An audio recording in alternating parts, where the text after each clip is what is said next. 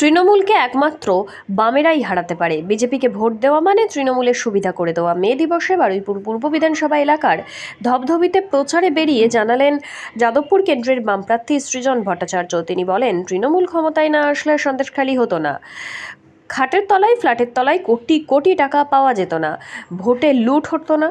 এই লোকসভা ভোটে বামেরা জিতলে এই রাজ্যের উন্নতি হবে।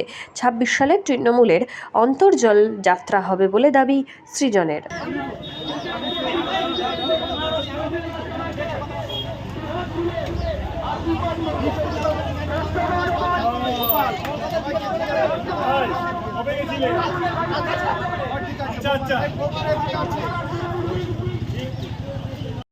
পঞ্চায়েতের বদলা লোকসভায় হবে, পঞ্চায়েতের বদলা লোকসভায় হবে।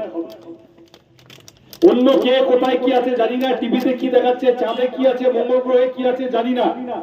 যাদবপুরে সিপিএম জেতার জন্য নেমেছে, যাদবপুর লোকসভা আমরা জিতবো বলে নেমেছে, এবং এই জেতার কাজ তৃণমূলকে আমরা হারাবো। যাদবপুরে 7টা বিধানসভা জুড়ে তৃণমূলকে হারানোর ক্ষমতা অন্য কারণ নেই, কেউ নেই।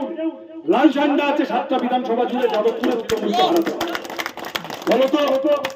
আমি এই অঞ্চলের মানুষের কাছে সবিনয় আবেদন করে যেতে চাই, যদি তৃণমূলকে হারাতে হয়, বড় ফুলে ভোট দিলে কাটাকাটি হয়ে ছোট ফুলের সুবিধা হয়ে যাবে। তাহলে ঘাস ফুল যদি বিষ ফুলে রূপান্তরিত হয়, তাকে কাটার জন্য হাতে কাস্তে যারা তুলে নিয়েছে তাদেরকে আমরা রুজি রুটির দাবি দাওয়া নিয়ে নেমেছি, জিনিসের দাম কমানোর জন্য নেমেছি, চাকরির জন্য নেমেছি, 100 দিনের কাজটা শুধু ফেরানো নয়, পারলে 200 দিনের কাজ করার জন্য নেমেছি। আমরা মা বোনেদের নিরাপত্তার জন্য নেমেছি।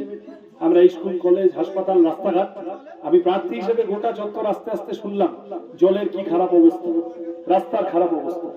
এই সমস্যাগুলো আপনাদের আশীর্বাদ পেয়ে সমাধান করার জন্য আগামী দিনে চেষ্টা করব।